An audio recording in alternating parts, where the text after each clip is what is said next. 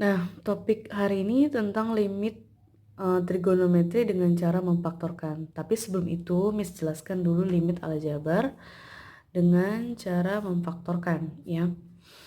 Nah, contohnya nih misalnya ada limit X menuju 2. X pangkat 2 kurang 4 per X kurang 2. Sama dengan berapa? Nah, mengerjakan limit itu kan harus tahu bentuknya. Jadi, supaya tahu bentuknya, kita masukkan dulu nilai X sama dengan 2 ke fungsinya. Berarti ini X pangkat 2, 2 pangkat 2, 4. 4 kurang 4, 0. Kemudian ini 2 kurang 2, ya kan? Sama dengan 0. Jadi 0 per 0. Nah, kalau bentuknya 0 per 0, maka kita selesaikan dengan cara memfaktorkan. Itu dia. Oke, lihat penyelesaian. X pangkat 2 kurang 4 kita faktorkan. Itu menjadi X tambah 2 kali X kurang 2. Inilah faktor dari X pangkat 2 kurang 4. Kemudian ini X kurang 2, ini tetap X kurang 2.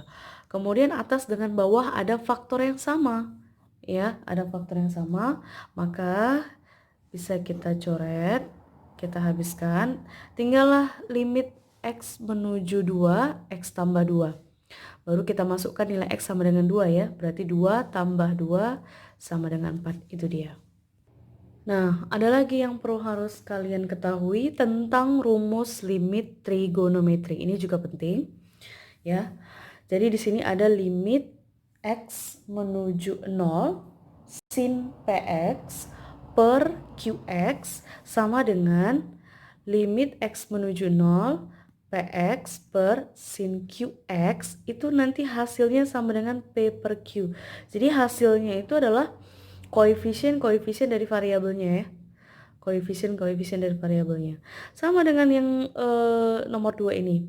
Limit X menuju 0 tan PX per QX itu sama dengan limit X menuju 0 PX per tan QX sama dengan P per Q.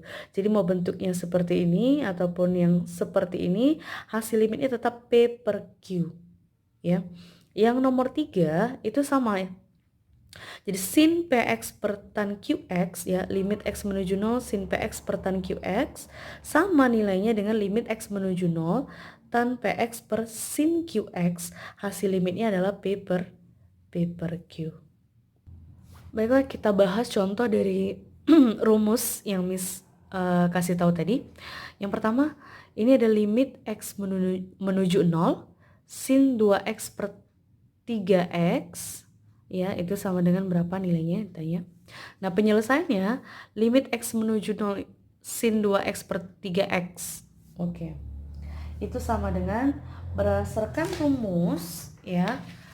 Nah, kita lihat. Dia masuk ke rumus yang pertama ya. Rumus yang pertama. Maka hasil limitnya adalah P per Q. Oke, kita lihat siapa P-nya. Ini P, ya kan? Ini Q. Nah, berarti hasilnya adalah 2 per 3, paham? Nah, untuk contoh yang kedua, supaya lebih jelas lagi, ini ada limit X menuju 0, ya, sin 4X per tan 5X, ya. Kalaupun kita masukkan nilai X-nya sama dengan 0 ke fungsinya, maka ini jadi 0 per 0 ya. Nah, kita gunakan rumus keberapa tadi? Untuk sin per tan. Sin per tan, rumus yang ketiga. Sin per tan. Jadi limit X menuju 0 sin PX per tan QX, itu nanti hasil limitnya sama dengan P per Q ya. P per Q. Oke. Nah, sin 4X per 5X. Berarti 4 ini adalah P, 5 ini adalah Q-nya. Maka hasil limitnya adalah 4 per 5. Mudah dan gampang kan?